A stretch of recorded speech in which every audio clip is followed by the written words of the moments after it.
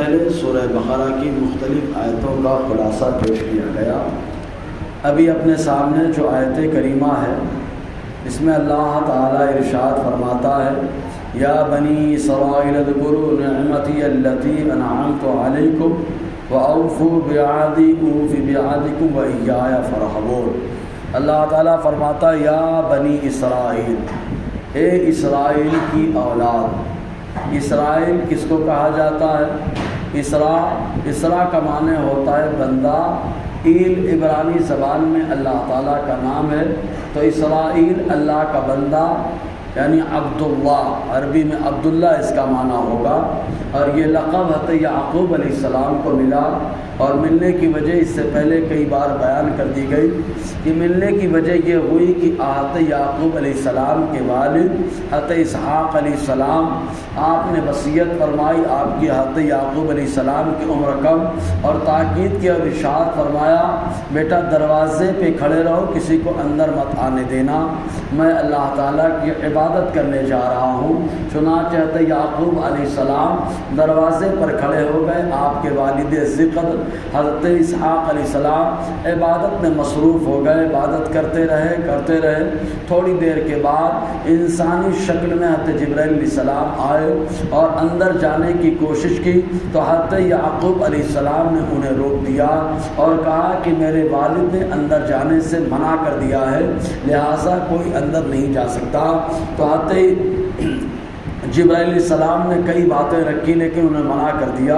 حضرت اسحاق علیہ السلام نماز سے فارغ ہوئے، تشریف لائے، اور آنے کے بعد حضرت جبرائیل علیہ السلام کو دیکھا، سلام کلام کے بعد گفت و شنید ہوئی، تو حضرت جبرائیل علیہ السلام نے کہا مبارک ہو، اللہ تعالیٰ نے آپ کے بیٹے کی فرما برداری کو قبول فرما دیا، اسی فرما برداری کی وجہ سے اللہ تعالیٰ نے ان کو اسرائیل کا لقب عطا فرمایا ہے۔ اسرائیل کا لقب یعنی عبداللہ، اللہ کی عبادت کرنے والا، کیونکہ جو بندہ ماں باپ کی فرما برداری کرتا ہے وہ اللہ تعالیٰ کی عبادت کرتا ہے، اس طور پر کہ فرما برداری کرنے کا حکم اللہ نے دیا، اور یہ بندہ اللہ تعالیٰ کے حکم پر ماں باپ کی اطاعت کرتا ہے۔ تو بہرکیف یہ لقب حضرت یعقوب علیہ السلام کو اپنے والد کی خدمت کی برکت سے اللہ نے عطا فرمایا۔ رب فرماتا ہے ان کی اولاد سے خالی کمال یہ نہیں کہ ہمارے باپ دادا، آج بولتے ہیں ہمارے باپ دادا یہ تھے، ہمارے باپ دادا وہ تھے، سوال یہ کہ تم کیا ہو، تمہارا معاملہ کیا ہے؟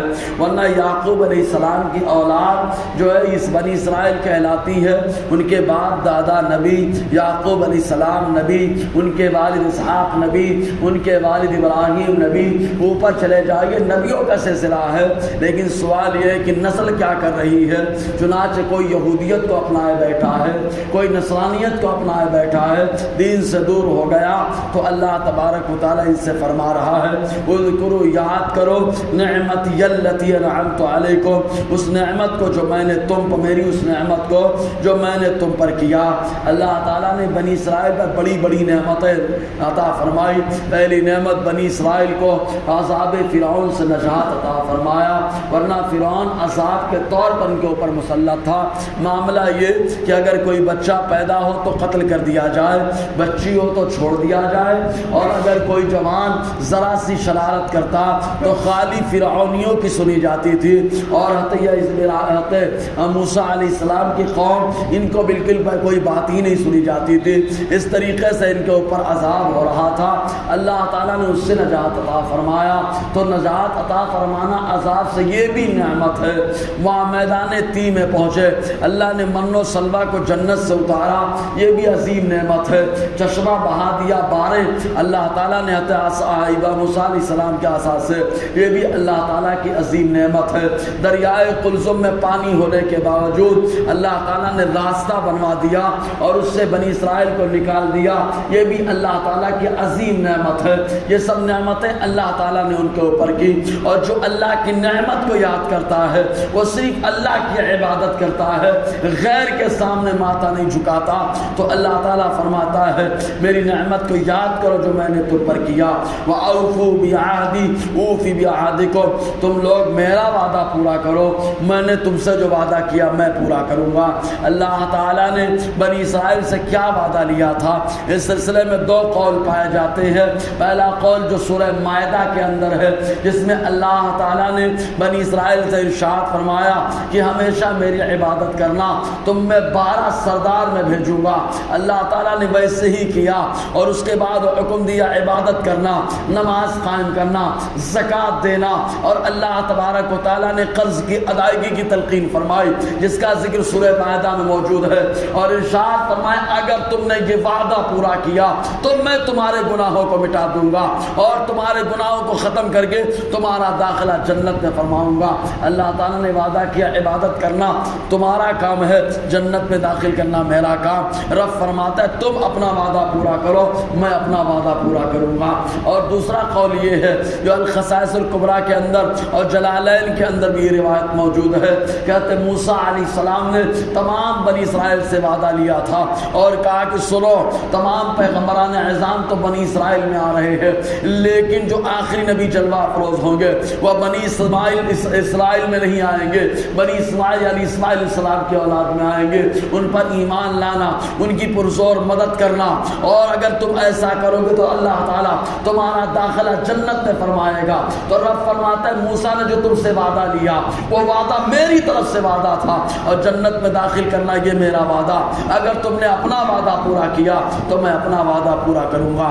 وَأَوْفُوا بِعَهْدِي, تم لوگ میرا وعدہ پورا کرو. اوفی بعہدکم, میں پورا کروں گا تمہارا وعدہ. وَإِيَّايَ فَارْهَبُونِ, اور تم لوگ مجھے سے ڈرتے رہو. اس لیے کہ بنی اسرائیل ڈرنے کی وجہ سے شریعت کو بدل گئے. بڑے بڑے پادریوں نے خالی پیسے والوں کو دیکھا تو شریعت کو بدل دیا کہ کہیں ایسا نہ ہو کہ ہماری سرداری چلی جائے گی, لوگ ہمیں ماننا چھوڑ دیں گے. اس وجہ سے ان لوگوں نے تورات میں تبدیلی کر دی, انجیل میں تبدیلی کر دی. تو اس انداز میں معاملہ آیا. چنانچہ خود حضور کے پاس ایک بدکاری کا معاملہ درپیش ہوا, جس نے بڑے آدمی نے, پیسے والے آدمی نے, شادی شدہ, اس نے بدکاری اور زنا کر لیا. چنانچہ تورات کے اندر اور موسیٰ علیہ السلام کی شریعت میں بھی یہ قانون ہے کہ شادی شدہ اگر زنا کرے تو اس کو پتھر مار مار کر کے مار دیا جاتا ہے. چنانچہ یہ لوگ اس امید پر کہ حضور کے پاس جائیں, کوئی ہو سکتا ہے نیا حکم مل جائے, آقا علیہ السلام کی بارگاہ میں آئے. اسلام میں بھی یہی حکم ہے کہ شادی شدہ کرے تو بادشاہ اسلام پتھر مروا کر کے اس کو ختم کر دے گا. اور حدیث پاک میں آیا حضرت مالک ابن ماعز کے ساتھ یہ معاملہ ہوا. چنانچہ حضور کے پاس آئے تو وہ آقا نے فرمایا تورات لے کر کے آؤ, تمہارا فیصلہ تمہاری کتاب تورات سے ہوگا. چنانچہ تورات کو جب کھولا گیا تو آگے پیچھے کی آیت تو پڑھتے ہیں, لیکن جہاں شادی شدہ زنا کر لے تو وہ آیت میں جو حکم ہے اس کو چھپا لیتے ہیں. حضرت عبداللہ ابن سلام پہنچے, آپ نے دیکھا, فرمایا ہاتھ ہٹا. ہاتھ ہٹایا گیا, اس کے نیچے جو حکم لکھا تھا آقا علیہ السلام نے پڑھ کر سنایا, اس کے مطابق جو ان کے اوپر حکم لاگو ہو گیا. تو بتانا مقصود یہ ہے کہ ان کی شریعت میں معاملہ سب ٹھیک تھا, لیکن جب منہ دیکھ دیکھ کر کے شریعت کا حکم آنے لگا, دنیا دیکھ دیکھ کر کے شریعت کا حکم آنے لگا, تو تورات کو بھی بدلنا پڑا اور لوگوں کو جو ہے احکام شریعت بدل کے بتانا پڑا. تب ایسی صورت میں تباہی اور بربادی ان کا مقدر بنی. رب فرماتا ایسے میں ڈرو مت, تم خالی میری شریعت کی پاسداری کرو, تم کو خالی مجھ سے ڈرنا ہے. وَإِيَّايَ فَارْهَبُونِ, تم مجھ سے خاص ڈرو, جو شریعت کا حکم ہے وہ سناؤ. اور جو بندہ اللہ کے لیے سناتا ہے اللہ تعالیٰ اس بندے کی بات لوگوں کے دلوں میں ڈالتا ہے, اگرچہ بظاہر تکلیف ہوتی ہے. انشاءاللہ اور آگے گفتگو رہے گی. اللہ تعالیٰ ہم سب کو فیضان قرآن برکات قرآن سے مالا مال فرمائے.